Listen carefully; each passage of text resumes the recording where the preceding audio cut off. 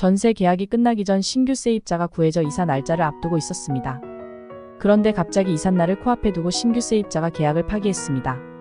집주인은 돈이 없다고 신규 세입자가 계약을 파기한 건 제 책임도 아닌데 전세금을 돌려받지 못할까 걱정입니다. 주택 임대차에서 돈이 없는 집주인들은 신규 세입자가 들어와야지만 기존 세입자에게 전세금을 돌려주는 경우가 많습니다. 이사를 오기로 한 신규 세입자가 중간에 계약을 파기한다면 그 책임을 두고 집주인과 기존 세입자 간 분쟁으로 이어지기도 합니다. 집주인은 계약이 끝날 때 세입자에게 받은 보증금을 다시 반환해야 할 법적 의무가 있습니다. 다만 현실에서는 초기에 받은 전세금을 다른 용도로 사용하고 새로운 세입자가 낸 보증금을 그대로 기존 세입자에게 돌려주는 경우가 많습니다. 때문에 신규 세입자가 이사를 오기로 해놓고 계약을 파기한다면 집주인보다는 기존 세입자가 전세금을 돌려받지 못하는 것 아닌가라는 생각하게 됩니다. 집주인들이 신규 세입자가 들어와야 전세금을 돌려줄 수 있다며 오히려 기존 세입자에게 책임을 떠넘기는 모습을 보이는 경우가 많습니다. 신규 세입자가 계약을 파기하는 건 집주인과 신규 세입자 간 해결할 문제이지 기존 세입자가 신경 쓸 문제나 책임은 아닙니다.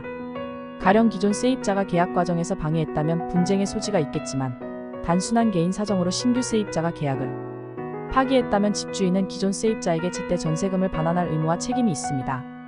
따라서 신규 세입자의 계약 파기 여부와 관계없이 기존 세입자는 집주인에게 계약 종료 시 전세금 반환을 적극적으로 주장해야 합니다.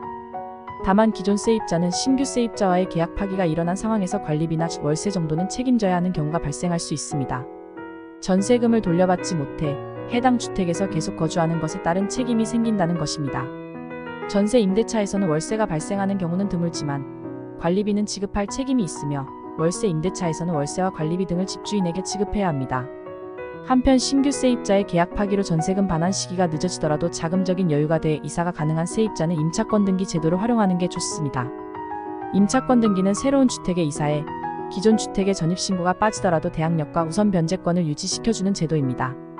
임차권 등기가 완료되면 전세금을 돌려받을 때까지의 기간을 계산해 지연이자까지 청구할 수 있습니다. 한 가지 주의할 점은 임차권 등기는 집주인이 세입자에게 전세금 반환을 하지 않았다는 낙인과 같은 역할을 한다는 점입니다. 문제는 임차권 등기로 인해 신규 세입자를 구하기가 어렵다며 세입자를 협박하는 경우가 있습니다. 법률상 세입자가 집주인의 편의를 위해 임차권 등기를 해지할 이유가 없습니다. 그렇기에 전세금 반환 이행에 확실한 물증이 없다면 집주인의 요구를 들어줄 필요는 없습니다.